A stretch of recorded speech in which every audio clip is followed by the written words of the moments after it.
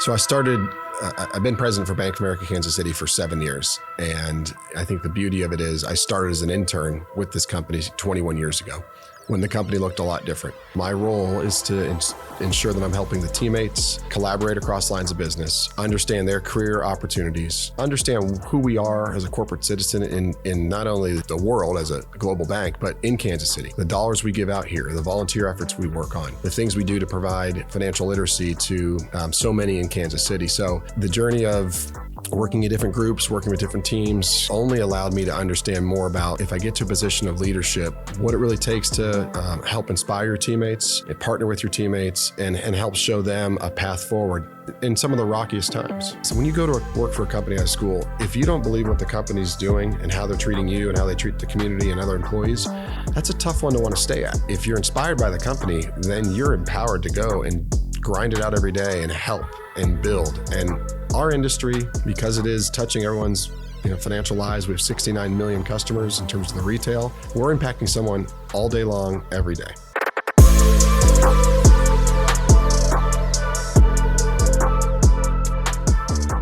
Some of the best leaders don't just climb the corporate ladder. They build a culture that helps others rise with them.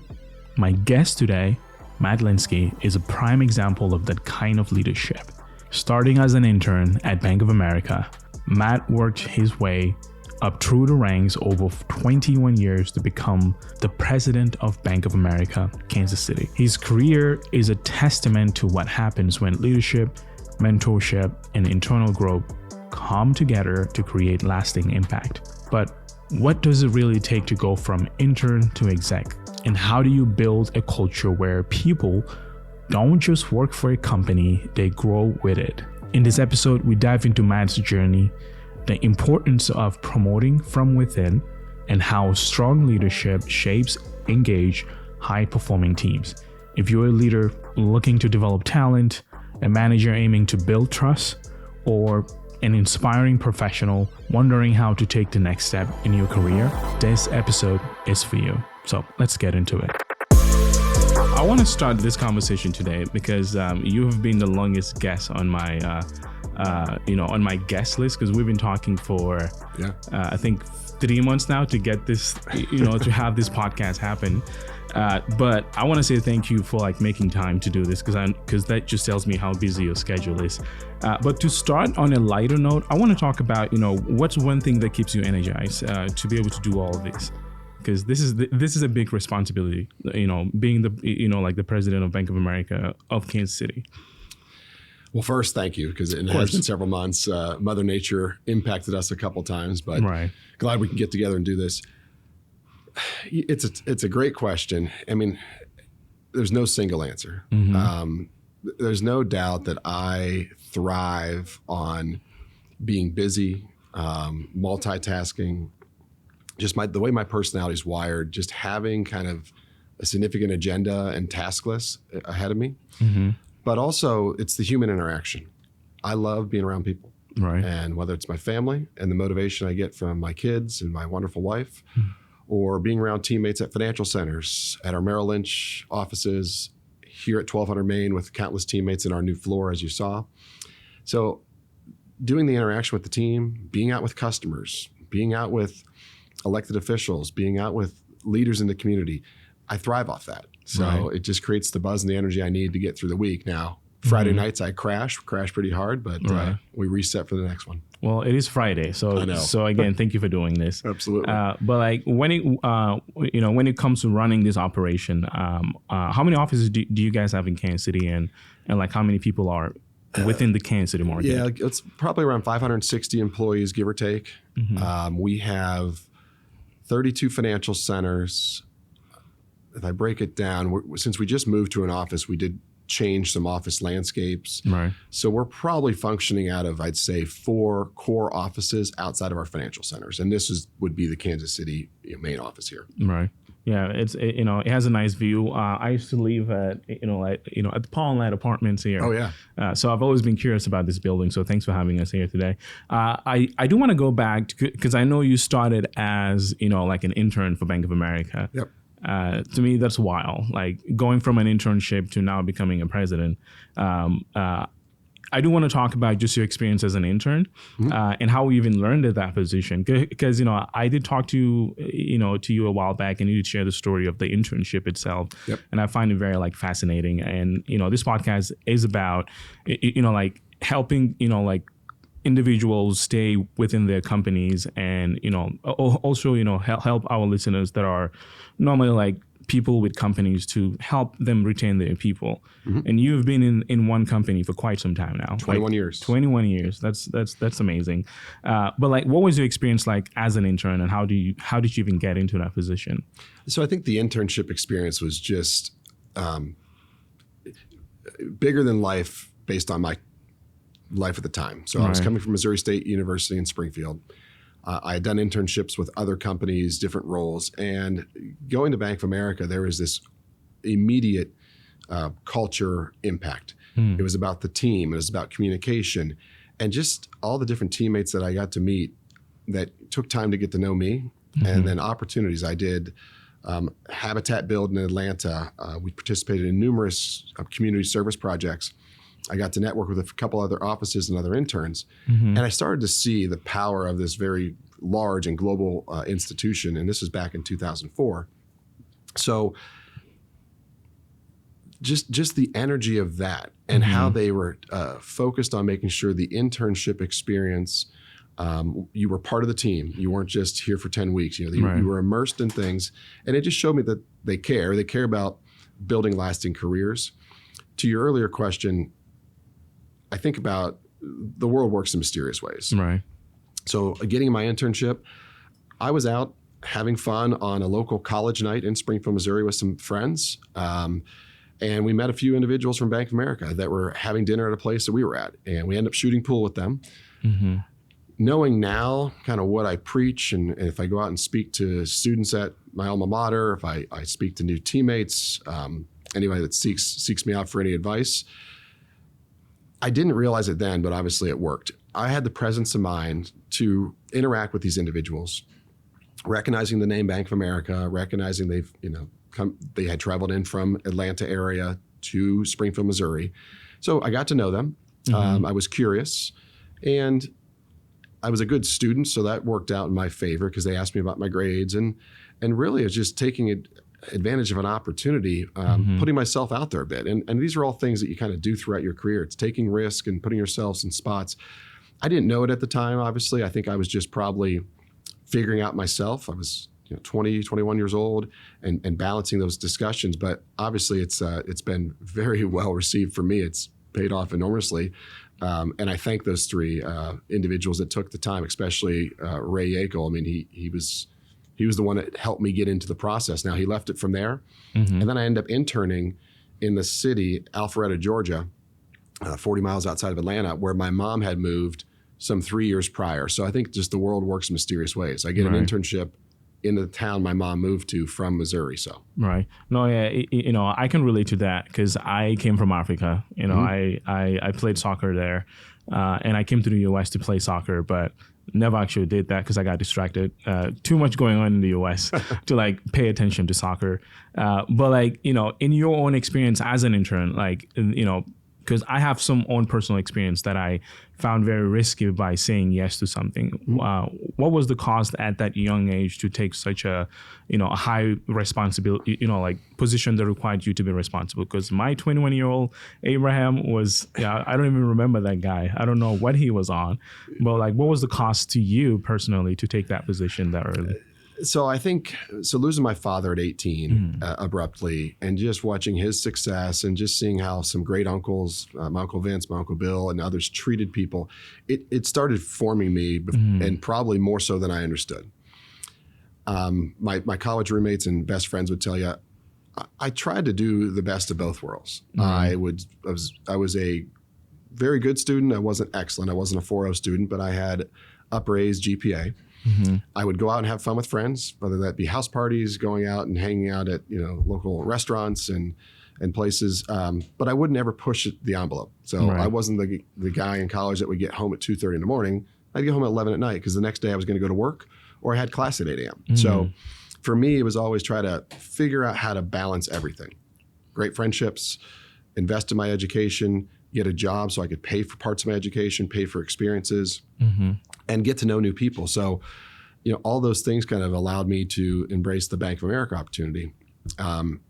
Now, at that moment, it was exciting, right? I'm get to go move to Georgia, Right. live there for a summer, experience a city, experience a few things different than I was doing, live with my mother, get to see some family.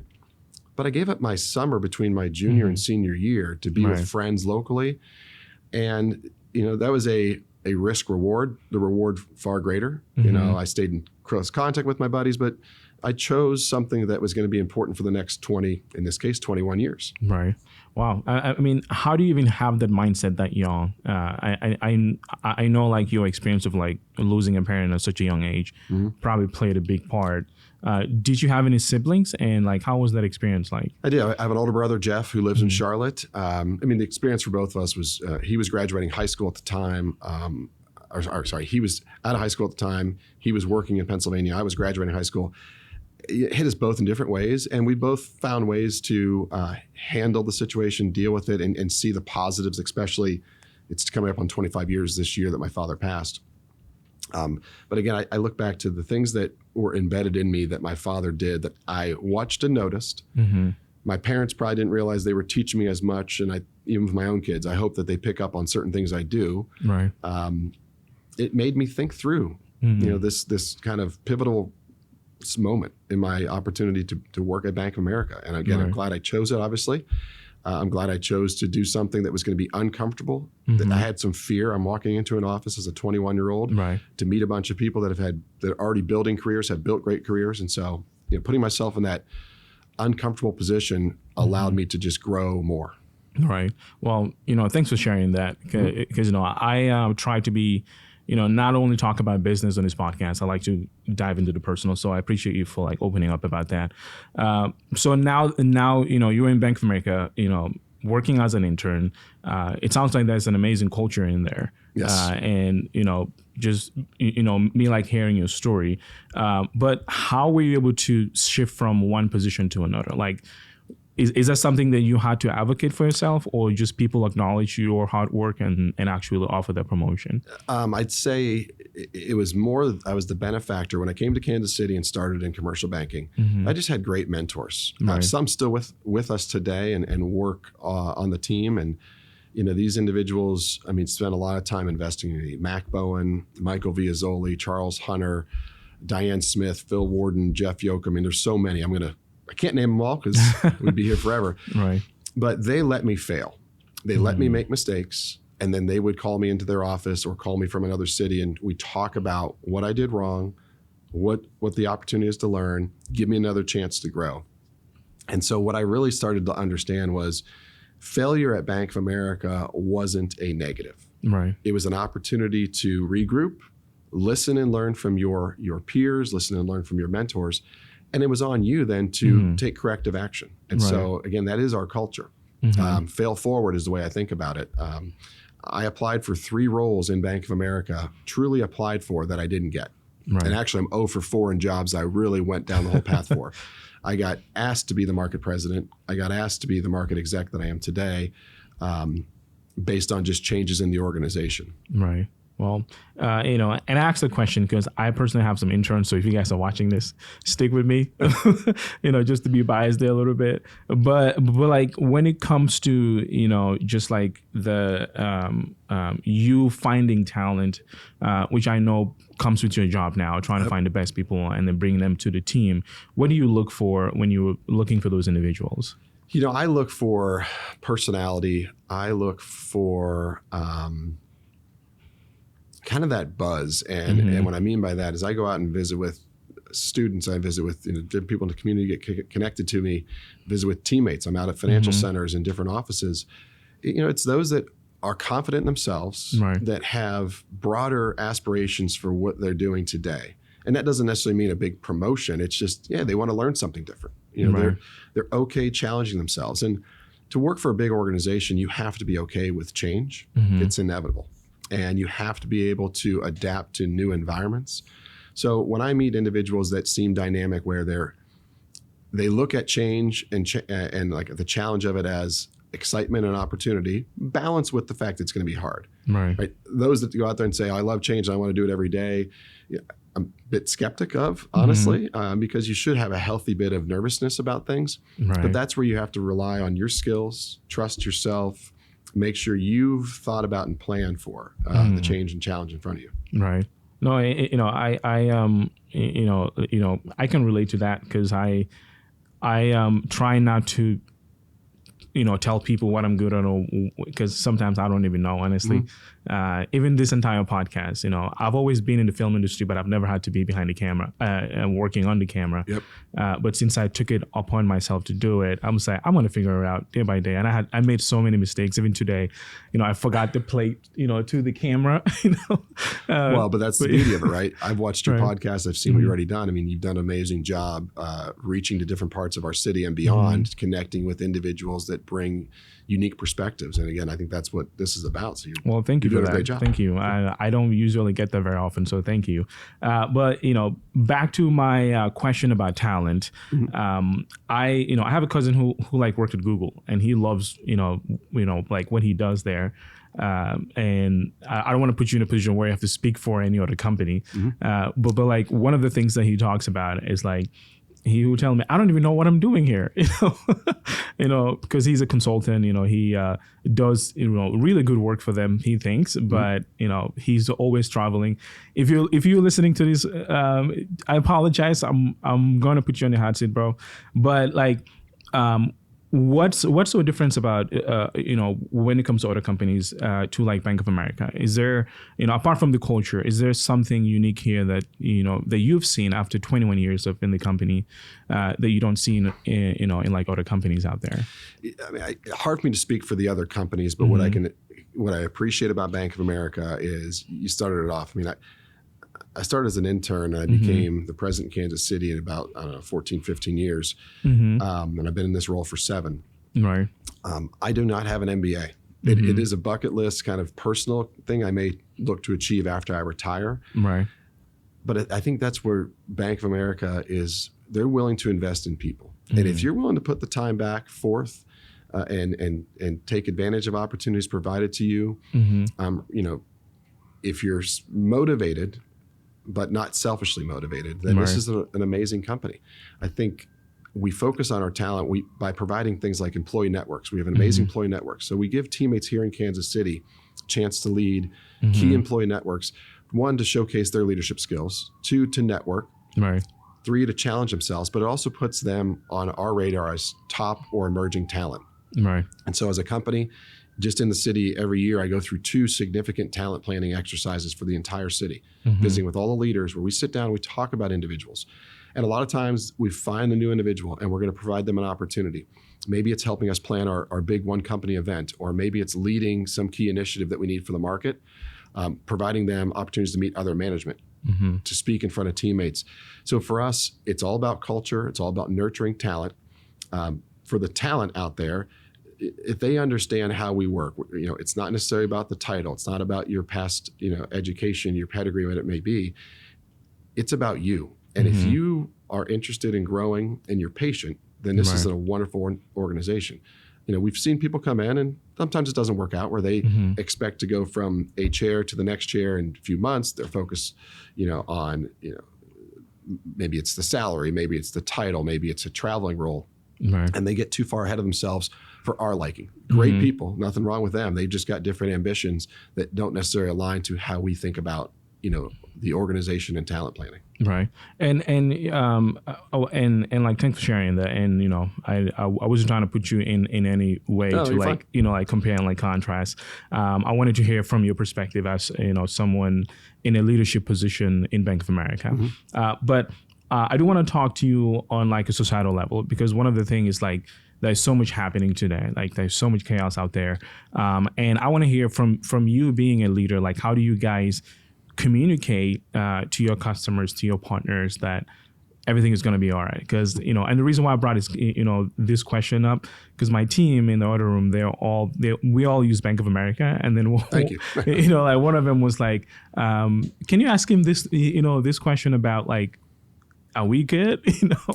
Well, it like obviously there's a lot going on today. There was a lot going on yesterday. There's a lot going on months ago, and there'll be a lot going on in the future. So for us, it's about showing our clients the consistency of our technology, investing in what our clients need to keep their financial lives secure, to make sure that they have access to the products and services and the people. We refer to it as high tech, high touch. So using our technology to ensure they get the experience they want, that they would expect, but also balancing where human interaction is with that. So to kind of break down your question, I don't know what tomorrow brings besides Saturday. We don't know what changes the next few months.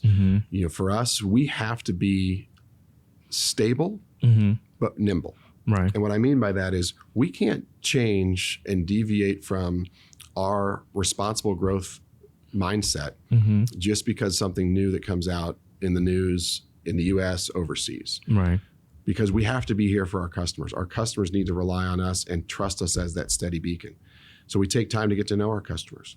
We take time to introduce our customers to other parts of our enterprise so that one of our small business customers who she's an owner of a business, she may be thinking about her future and her kids, she can meet with a wealth advisor to help think about how do I plan for the future and to make sure that I'm doing enough to save for my children's education or for her next step in life. And so for us, it's making sure we understand our strengths. Our strengths are our talent. If I'm going to be able to introduce another partner of my company to a client, making sure I can explain to the client why it's important that they meet them. They don't necessarily have to do business with that other person. We want to offer our clients that other perspective. And the more that our clients see that they can do everything with us, I think it helps them because now they don't have to worry about managing 7 different banking relationships. It's one company. Yeah. No, I actually have this conversation with my wife like all the time because she banks somewhere else. And every now and then she would just, she does like this announcement where she'd be like, oh my God, my app has this feature. I'm going to say, oh yeah, Bank of America has had that a long time ago. We have that and then some. And I'd be happy to explain to her the benefits of it. No, yeah, but I've been trying, but she's like very loyal to her bank. She's been using it for years. Well, things that we're doing right now that are new. And again, you have, I know, a 7-year-old and is there one on the way? Yeah, a baby will be here next month. Yeah, congratulations. Yes, thank you. So we have family banking. And what is family banking? It allows, my kids have it, us as the parent to manage our kids' accounts, their spending, but they get to learn through different videos and ways of delivering education on financial management to children. They have their own debit card. They control how they spend, how they save. They get to view things. But we actually have the ultimate control as parents. So it's teaching them at a young age to understand, the power of money, the challenges with mismanaging money, but the opportunities to understand and take control of money. So education's key. So I'm sure your wife would like to know that we've got ways to teach. Oh yes. Your newborn's going to be a bit young, but your 7-year-old. Oh yeah, he's he likes to do everything. I'm just like, okay, buddy. But like again, thank you for sharing that. By the way, sure. And one of the things that I wanted to talk about, it's like when it comes to your own leadership style over the past 21 years, how have you noticed changes when it comes to you leading, especially leading such a massive operation with everything happening? Like how have you seen your leadership style actually change over the course of 21 years? I'd like to think a couple guiding principles never changed. One, when I became president, that wasn't an opportunity to say, I made it. Right, that was more of an opportunity to say, okay, now the work's begun. I'm responsible for helping all these teammates in Kansas City achieve what they want to achieve at our company. I'm responsible for helping deliver in the community what we are, designed to do for our community by making grants and investments. But at the end of the day, it's recognizing that there's a significant amount of power that comes with leadership roles. The moment I realize that power is nothing I want to necessarily enforce, I need to harness it so my team thrives. And partner with teammates. I don't really see title. If I go to Financial Center and work with a teammate on a customer situation, my job is to be a resource for them. So I'm supportive of what they want to do, how they want to go about winning in the market, how we're going to deliver our financial assets to the community for the betterment of Kansas City. Crisis has come up, and so things I've learned. It's remembering that I've got to control my emotions. If something bad happens in the world, within the company, in the community, and it's affecting Bank of America, chances are I've got a significant number of eyes on me. How did I react? Was I upset? Was I emotional? Was I unbalanced? So I'm learning, and I'm always going to continue learning because I watch other great leaders and I think about, poise. I make sure that the message I'm delivering, I've thought through it. How's it going to impact the team? How's it going to impact the client we're talking to? How's it going to impact the community leader we're talking to? Right. And I hear like what you're saying, but like, is there a cost to all of that? Because I know there's a substantial amount of pressure when it comes to that. Because I had a team of 63 people at some point, and that was stressful. I literally had Bell palsy from the stress of managing such a massive team. So, well, what to you? I mean, at the end of the day, I'm humbled by the title I have, and I'm very proud of the work I've done to get here. But I wouldn't be here without the amazing leaders in Kansas City, the people that report to me, the people who report to different leaders, partners outside of Kansas City with Bank of America, because there is no one of us that makes it, right? It's all of us working together. Yes, I may have to make the tough decision, may have to think about this scenario in a different way or deliver tough news, but it's never just me sitting in my office thinking about the next thing. It's collaboration. It's getting input. The employee survey, getting that input from our employees to make sure we understand where we're failing, but also what they're yearning for, allows us to make those tough choices. I think that to really get to the heart of your question, it's all just about being prepared. And, there's opportunity cost to being in roles where you've got to work extra hours or, respond to things at 9 o'clock at night, take phone calls on the weekend. But I feel like there's certain things that my parents, that God, myself, just built me in a certain way that I can handle it. Right. I thrive on stress, but I've got the outlets. Bank of America invests in our own mental health. So I'm empowered to make sure I take the time off I need, to check out when I need to. And my kids, Carter and Tate, and my wife, Teresa, they're my balance. Right. They give me the energy to come back the next week and make sure I'm doing what I need to for the Kansas City community and for my teammates. Right. Well, thank you for that. And since we're in the line of stress and pressure, like what's the biggest challenge that you think you have to deal with as the leader of such a huge operation in Kansas City here? It goes back to probably a previous question. It's keeping things consistent, inspiring the team, making sure that they understand that I'm here to help them. We're here to do this and deliver as one company in the community. So for me, the pressure is not to micromanage, not to deviate from our core paths. If something cool may come up tomorrow, and we may hear that another bank's doing this, and everybody wants to run and do that. But it's not in our long-term strategy. We need to, again, stay to our paths, listen internally and externally to client and employee feedback to make sure we're doing it the right way and have those checks and balances. But again, we have to stay consistent. So if I can continue delivering a consistent message, we're going to make introductions within our lines of business to our clients. We're going to work as one team to deliver the one company brand. We're going to invest in the community. During the pandemic, we continued to make the investments in the arts and in certain aspects of Kansas City, even though the events weren't going on. We still gave the same money we did the previous year because it was needed. Right. So for us, it's staying consistent, staying as a pillar, a lighthouse beacon, if you will, when things are dark and stormy, making sure that our employees understand that, because the more they understand that, the better they're going to be in front of customers. Right. And like, what is the cost if like a company is not like consistent?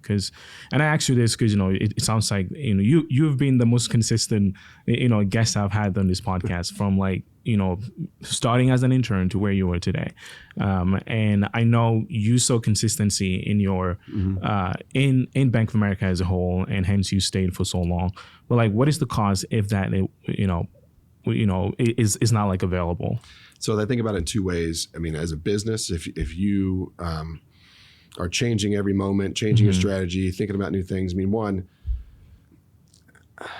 as a leader, I learned this, but I also report up through leadership. And sometimes it takes me a few times to hear it before I fully get the message and understand. So as a leader, if I'm saying this is what we need to do, I don't expect the team to understand it right away because that just takes time. We're humans. It takes time to adapt, think about it, process it. So if I'm giving one message today and another message next Friday and the following Friday, then I've lost the team. Right. Thinking outside of Bank of America, if you're just a leader in any business and you cannot deliver a clear path for what our purpose is as a company, what the purpose is, then that company's likely going to face significant challenges. They might win in the marketplace, but they might lose talent. They might win talent, but lose in the marketplace. Right. So it's really focusing on an understanding that change needs to happen. We have to evolve, and we all have done it. Right. But it has to be in a way that is consistent and sustainable. Right. And something that I've learned, like running this company, I had a conversation with a healthcare CEO. I'm not going to name the company, but he shared that it cost them between I think $650K to $2.5 million every year due to like employee turnover, because they, healthcare, turnover is expected because there's so much pressure. There's so much like, like nurses are feeling burnt out. So they tend to not stay in the position due to, unfair like compensation, a whole host of, like reasons. And normally when I talk to those companies, my goal is to come in and, and like communicate with the leaders that have to communicate with the team and then communicate with leadership, which you just touched on. And my question is, how do you balance that? Because that also comes with so much responsibility, being the person who has to take feedback from the team and then go to leadership and try to communicate that feedback as best as you can. The balance comes with trust and empowering, my teammates alongside me. At the end of the day, we all make these decisions together. We figure out a way to deliver the message consistently here in Kansas City. Right. But it's trusting the team to make sure that they can control what they can control. And again, I've got amazing leadership team, and at the end of the day, I know that they can go out and deliver and do everything we need to do. Right. There's moments, obviously, where it's very hard to make sure that we are delivering consistently because, to your earlier question, at times people are panicked, right? Because of something going on, in the States, overseas, in their personal lives, right? So we've got to make sure that if we stay consistent and we stay true to our core, and we respect, the boundaries of our own teammates, then I think that's our best recipe for success. Right. I like that. Again, thank you for answering all these questions. Sure. But I do want to talk about culture, because you touched on culture and then you also touched on consistency. I've talked to so many different leaders, so many different managers. And one thing that I noticed is that, the entire company will have its culture. But then when I talk to manager A, B, C, they all have different cultures that they bring to their team. And what I mean by that is like, I'll talk to one manager and I'll see, some behaviors that would show in the rest of the teams. Either that's like being very like extroverted, and then I talk to the other manager and then I notice that they're all more like laid back, because the manager is very laid back, which is so like weird to me, but I keep picking that up whenever I talk to individuals. Maybe that's my psychology background. I don't know. But like, in your own experience, do you notice that in like running a massive company and being, having to sit with different management teams? Do you notice a changes in teams depending on who the manager is? There's always going to be different styles and different ways of delivering, but I think it starts with our CEO, Brian Moynihan, and his leadership team. Very consistent down through our organization, and we are a very flat organization. Right. I think that's a benefit. It allows us, to get the message from the top, down through the teams fairly quickly. We may deliver it differently. We may, whether it's different mediums and how we actually deliver it in terms of, are we doing it as a group? Are we doing it, an email? Are we asking people to read something? Then we come and talk about it. Each leader chooses their own way. But I think the key is we know what our core is. It's responsible growth. Right. We have to win in the market and grow in the market, no excuses. Right. But we cannot deviate from our risk framework. Right. And in banks, that's the biggest kind of challenge out there is you can go out and grow and do something tomorrow, but if you end up paying for that mistake, it could be you could pay for it for years and years and years. Indeed. And what I like to chat with the team about, and frankly, I learned this from the team, is if we go and say yes to a customer and then in 6 months it doesn't work out, we're going to be fine, Bank of America. But that's not the point. I put that customer through a very difficult experience. Right. They changed their financial lives to be with us, and then in 6 months, they're no longer with us. So now they're back to square one. Right. So we have to be acutely aware of when we take on a customer, we need to take them on with the plan of having them for life. Now, things happen. Businesses that, something happens in the business, it changes. They change their process, they change how they want to go to market that may not align with how we went to this relationship together. So things are going to happen, or it's personality changes. They may work with me today and like me, and then the next leader may view that I'm not the right banker for them, and they look to go to another institution. We want to support them through that change. So, but again, we have to understand there's great responsibility for how we go about interacting in the market. Right. Well, yeah, I mean, I see that just, like knowing you for the past, I don't even remember how long. Two-ish years, like maybe? 2-ish years. Yeah. You've personally like introduced me to people in your network. So thank you for that and being true to your word. But we are getting to the end of this conversation.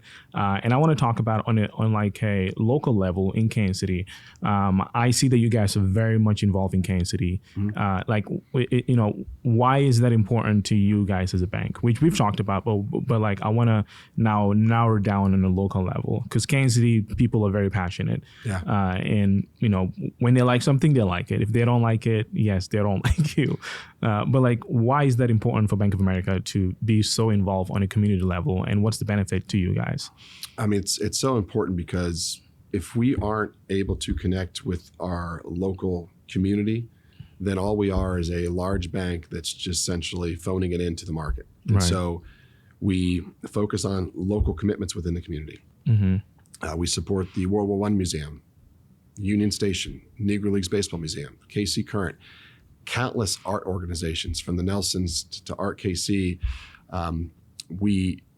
We have to be involved, and we have to have a pulse on and listening to local leaders, that whether they run nonprofits or the largest company, to understand where the needs are. And so if Matt Linski for Kansas City sits somewhere else and I fly in and cover this market 2 days a week and then fly home, then we're not embedded in the fabric of the city. When I'm out with my kids over the weekend at soccer games, or out going to an event in Kansas City, coming downtown to see something, riding a streetcar, if I'm not seeing the community and seeing, friends, seeing, colleagues and teammates, seeing clients out and about, then I wouldn't have an understanding of what we need to be doing. Right. So I think that's the biggest thing. We have to be local, and our CEO is committed to that. And so the Market Presence organization that I'm part of has been around for 14 years, and we continue to get more laser focused on ensuring we are local, that we are recruiting from within the city, that we're networking within the city, making connections for our clients within the city, spending dollars in the city, bringing events to the city, bringing sponsorships, bringing speakers, because we do that to bring people together. We're hosting an HR event in a couple of weeks. It was supposed to be a few weeks ago, but the winter weather impacted us. So April 17th at the lovely World War I Museum, we're going to bring in a couple speakers externally, an internal speaker, and then some local companies, so we can kind of showcase Kansas City to others and bring companies together to have a conversation. Right. Well, I definitely would love to be at that. I'm not sure how I can do that. Because I think you know the right person, so we'll get you a pass. Well, thank you for that. I found myself in HR. I like work in mental health, and I've been advocating for it. And normally my advocacy has been like just yelling at people, because I was impacted personally. I had a stutter my whole life, so it's, to me talking became such an important thing for me. And the fact that I learned about my own past, my trauma, and how that relate to that stutter, which is wild. So therapy helped me kind of conquer that stutter. So now that's for why you. now I have a podcast just to talk, because I've lived my whole life till 22, Quiet. not being able to say anything. I was like, all right, guys, you're going to hear me talk because now I can talk. But like, and you know, I'm getting to the end of it. Like, what is the importance of mental health, you know, like internally itself? Because nowadays I talk to a lot of organizations. Mental health is key. You know, it's something that I hear a lot. But sometimes when I talk to the employees, it doesn't, you know, reflect that mental health mission. But me this morning, just walking around your building and then talking to a few of your team here, you know, they all seem to be very happy to be here. You know, great energy. You know, the guy that I got so many names. I'm not going to remember any of his name, but like Scott, stood there and was showing us, you know, the coffee, how to use it. Super great guy. And I met someone else in the kitchen who was just cleaning the kitchen. I was like, what are you doing? So yeah, so overall that is great energy. So, but I want to hear from you as the leader of this ship. Like, what is the importance of mental health in a company internally? You know, mental health, I think, again, probably more my opinion as opposed to the full company opinion, but it's got a lot of similarities. If I can't bring my whole self to work and I can't bring my best self to work, I'm not going to be the teammate, and in my case, the leader that I should be, and that I'm being asked to be. So we have so many resources dedicated to our associates. Life Event Services is our largest one, and it's known out there in I'd say the industry. It's just known by industries. You know, people hear about Life Event Services, how when something tragic happens in a city, whether it's something that happens, you know, at a parade or Mother Nature and some horrific event, that Life Event Services team is there to make sure that our associates impacted have support, right? You know, they've got shelter, they've got food, they've got water, access to banking, whatever they may need. Because if they're in an area where power's out, we're sending mobile ATMs, but mobile banks to those markets. So for us, we invest and spend a significant amount of dollars on ensuring that our associates have access to the right resources and an abundance of resources that fit them. Right. If we don't do that, then our team isn't going to be able to operate at their full capacity because they've got something on their mind. I've used our Bank of America resources when it comes to therapy for one of my kids to help him deal with some anxieties during the COVID pandemic. Right. And frankly, after watching him start to thrive, I too partook and just had chances to talk with somebody and understand and really to someone listen that was going to have a non-biased opinion. It wasn't going to be a friend or a family member. So for us and for me, it's got to have access to mental health so that our teammates are coming in at their best every day, because then they're able to deliver their best every day. Indeed. I like that. And you know, just to kind of wrap up, like, what do you, I guess, how much do you think of impact after you were done with this position? Like, how would you describe that if someone, you know, in the next 20 years, someone is like, what impact do you think you've left in the banking industry and locally in Kansas City here?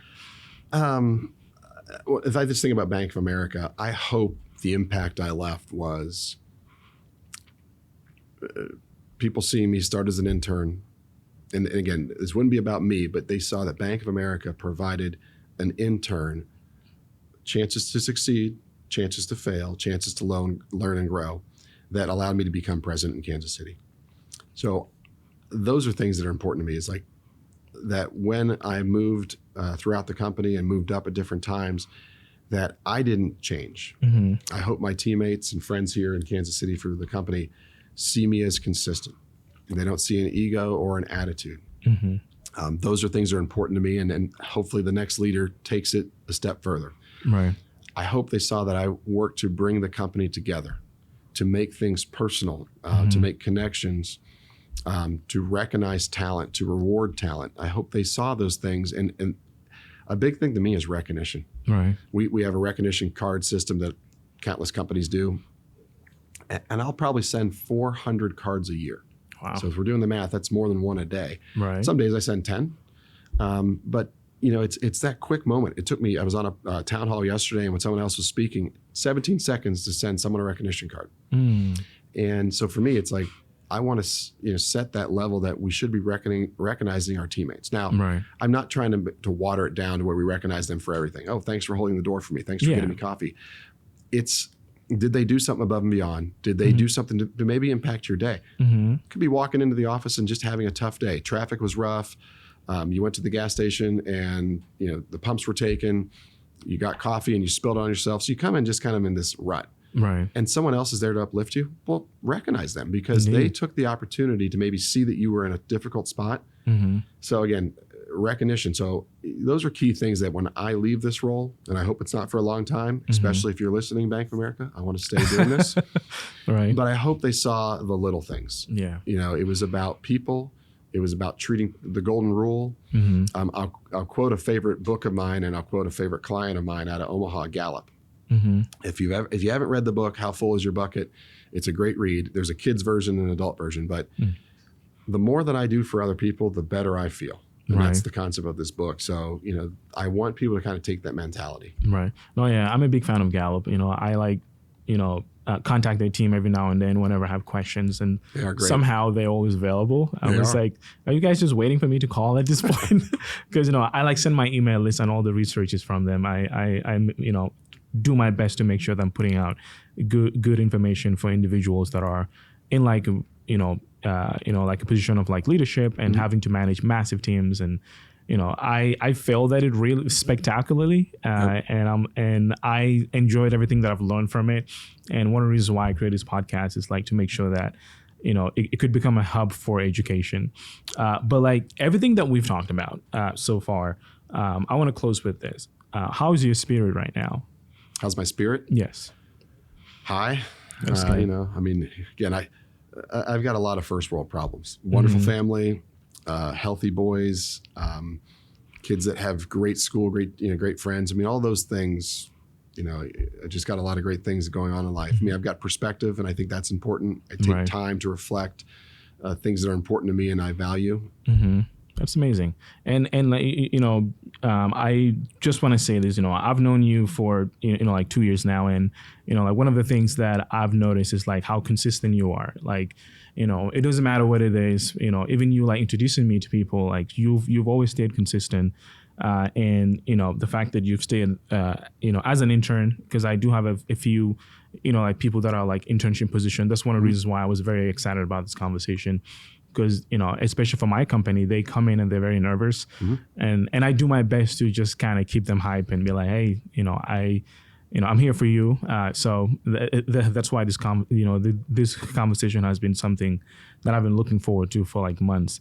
Again, thank you so much for being a vessel for empathy. And, is there anything that I did not ask you that you would like to talk about before we close out? I don't know no, I don't think there's anything you didn't ask me. I think it's just really reciprocating it back to you. Thank you. Because one, when you're out, connecting with people far greater than me and having them on your podcast, getting their voices out there, others listen and learn.